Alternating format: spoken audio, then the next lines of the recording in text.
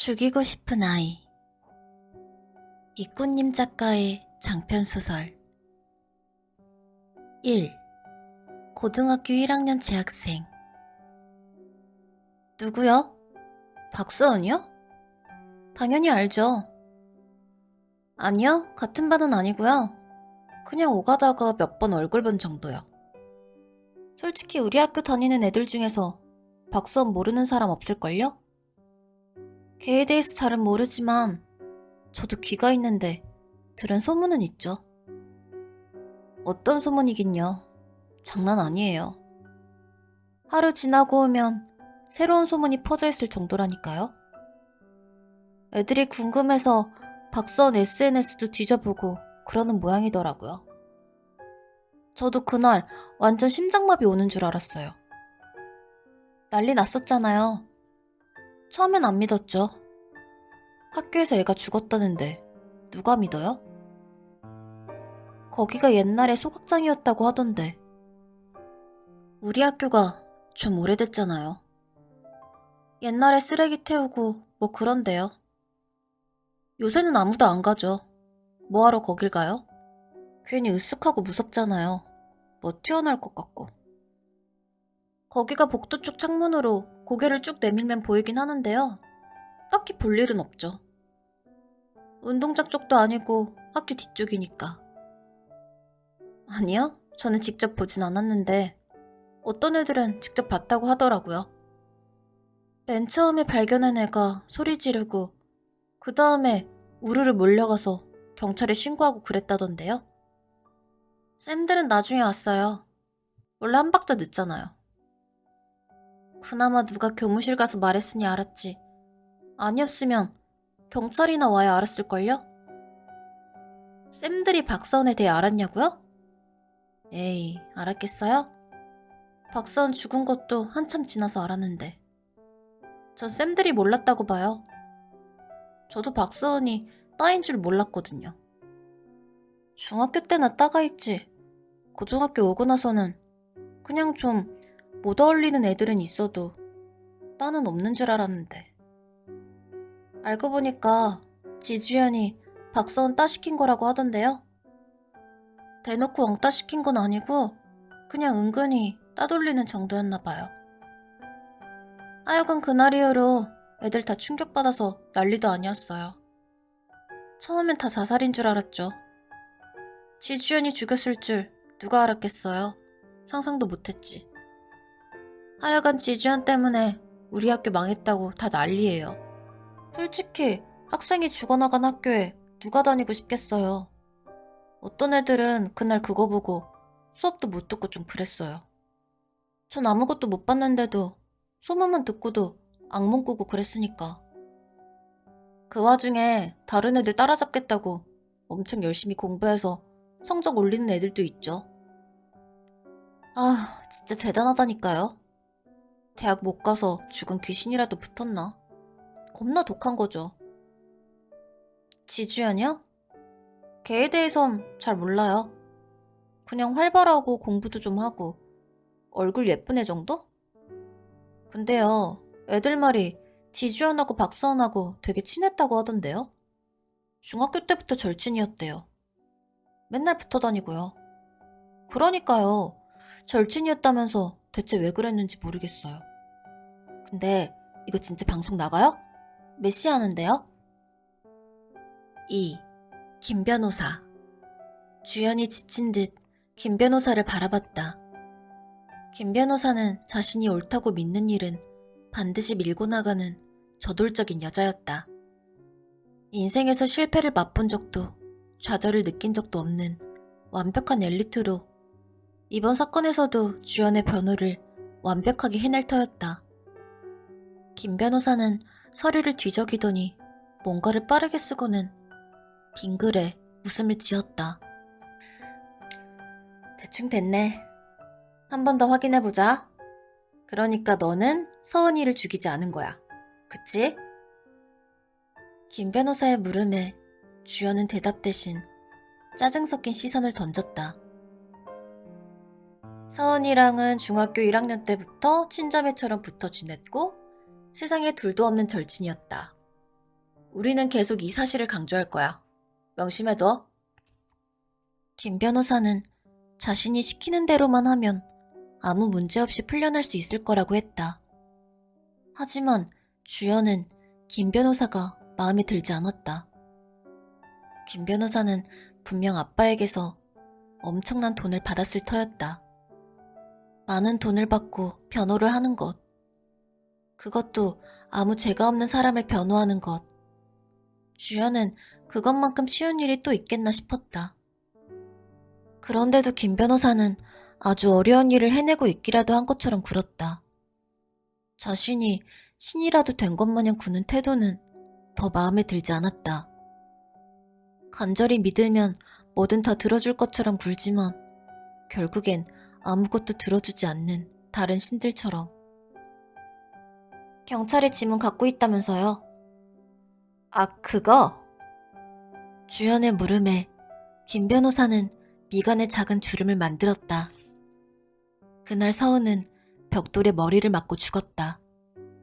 자살이라는 애초의 소문과 달리 완전한 타살이라는 사실이 밝혀지면서 학교는 다시 한번 뒤집어졌다. 학교에서는 어떻게든 소문을 막으려고 애썼지만 형체 없는 연기처럼 소문은 점점 더 회색 빛깔을 띠며 퍼져갔다. 학교에서 죽어간 17소녀. 한 기자의 보도로 알려진 이 사건은 온 국민의 분노를 사기에 충분했다. 게다가 유력한 용의자로 지목된 주연이 같은 학교 친구로 밝혀지면서 사람들은 더 흥분했고 소년법을 개정해야 한다는 목소리를 높였다. 인터넷 기사의 댓글에는 사람 같지도 않은 주연을 당장 사형시켜야 한다는 글로 온통 도배되었다. 사람들의 관심이 집중되자 한 방송국에서는 서은과 주연을 다룬 이야기로 특집 프로그램을 내보내기까지 했다. 네가 그랬니? 주연의 엄마는 지친 얼굴로 그렇게 물었다. 걱정하지 마. 엄마가 지켜줄 거야. 걱정하지 마. 어쩌면 주연이 너무 많은 걸 바랐는지도 모른다. 두려움에 떨고 있는 딸에게 네가 그랬냐고 묻는 엄마 입에서 걱정하지 말라는 말이 나오기를 기대하기란 생각보다 훨씬 힘든 일일 테니까. 묻잖아. 네가 그랬냐고. 주연은 입을 다물었고 엄마의 눈에는 원망과 분노가 서렸다. 대체 내가 뭘 그렇게 잘못했니? 우리가 너한테 못해준 게 뭐야? 너 낳아서 키우면서 뭐 하나 부족한 게 한 거 없었어. 먹는 거 입는 거 전부 다 완벽하게 케어해줬잖아. 근데 왜 이 모양이야? 뭐가 불만인데? 뭐가 그렇게 문제냐고? 사람을 죽여? 사람을 죽였다고? 네가 지금 제정신이니? 네가 어떻게?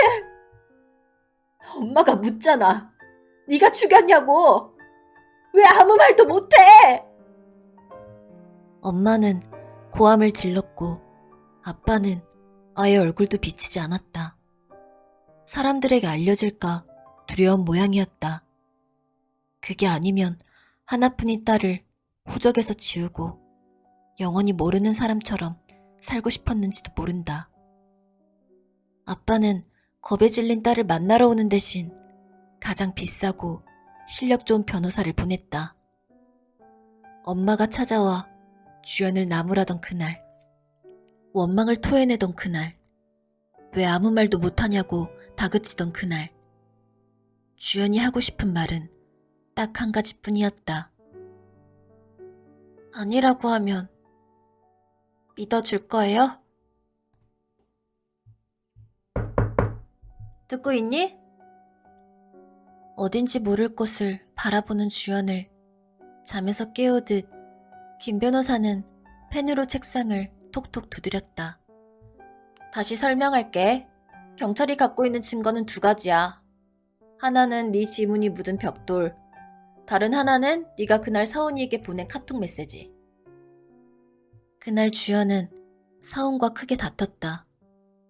경찰이 왜 싸웠느냐고 다그치듯 물었지만 어쩐 일인지 주연은 무슨 일로 다퉜는지 기억나지 않았다. 하지만 서은이 잘못한 게 분명했다. 서은이 주연에게 미안하다고 말했고 주연은 용서할 수 없을 만큼 화가 나 있었다. 그 사실은 카톡 메시지 기록에도 정확히 남아 있었다. 주연아, 아직도 화났어? 미안해. 내가 다 미안해. 잘못했어. 서은이 보낸 메시지는 그런 식이었다. 주연은 미안하다는 서은의 메시지를 한참 무시하다가 답장을 보냈다. 이따가 거기로 나와. 그게 마지막 메시지였다.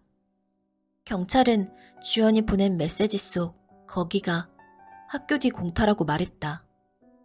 둘은 그곳에서 만났고 서은은 다시 잘못을 빌었을 거라고. 하지만 주연은 서은을 용서할 수 없을 만큼 화가 났고 홧김에 바닥에 있던 벽돌을 주워 서은을 내려쳤을 거라고 했다. 경찰의 말을 들은 주연은 혼란스러웠다. 정말 내가 그랬나? 내가 서은이를 죽였나? 주연은 정말이지 아무것도 기억나지 않았다. 자기가 왜 그렇게 화가 나 있었는지, 서은이가 그렇게까지 잘못한 게 무엇인지. 아니다. 주연은 똑똑히 기억하고 있었다. 서은이를 죽인 건 내가 아니야. 내가 안 죽였어. 주연은 아니라고 했고 경찰은 맞다고 했다. 서은을 죽음에 이르게 한 벽돌에서 주연의 지문이 발견됐고 메시지 시간까지 딱 맞아 떨어진다고 했다.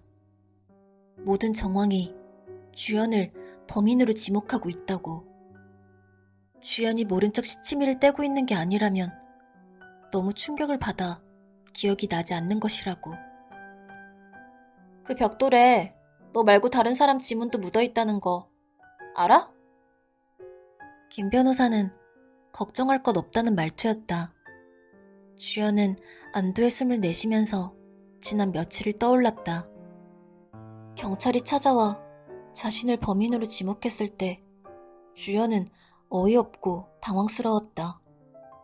아니라고 하면 당연히 금방 풀려날 줄 알았다. 하지만 금방 풀려날 것 같았던 날은 하루가 되고 이틀이 되더니 점점 더 늘어갔다. 네 지문이 뚜렷하긴 하지만 그렇다고 널 범인으로 몰아가기엔 문제가 있어. 확실한 증거가 있으면 널 이렇게 계속 내버려두지도 않아. 증거가 없으니까 정황으로 추측할 뿐이지. 그러니까 누가 무슨 말을 해도 넌 지금처럼 네가 그런 게 아니라고만 하면 돼. 무슨 뜻인지 알지? 3. 중학교 1학년 동창. 누구신데요? 방송국이요? 저는 잘 모르는데. 학원 가야 해서요. 알긴 알죠. 서은이가 그렇게 됐다니까 마음도 아프고 그렇긴 한데요. 이렇게 얘기하는 것 좀 그렇거든요. 잘 모르는데 괜히 함부로 얘기했다가 다른 애들이 알면 이상한 말 나올 것 같고. 아니요. 아까부터 자꾸 알고 있는 것만 말하면 된다고 하시는데 저는 아는 게 진짜 없거든요. 그냥 같은 중학교 출신이에요. 1학년 때 걔네랑 같은 반이었고요. 근데 별로 친하지도 않았고 그 뒤로 연락도 안 해서 잘 몰라요. 진짜 서은이 억울한 걸 왜 저한테 그러세요, 찝찝하게. 진짜 아는 것만 말하면 되죠? 근데 이렇게 말하는 거 확실하게 신분 보장돼요? 모자이크랑 음성 변조요. 그것도 제대로 안 하면 누군지 다 안다던데. 저는 방송은 안 하고 그냥 아는 것만 말하면 안 돼요? 카메라 끄고요. 전 그러시면 음성 변조한 목소리만 내보내시든가요.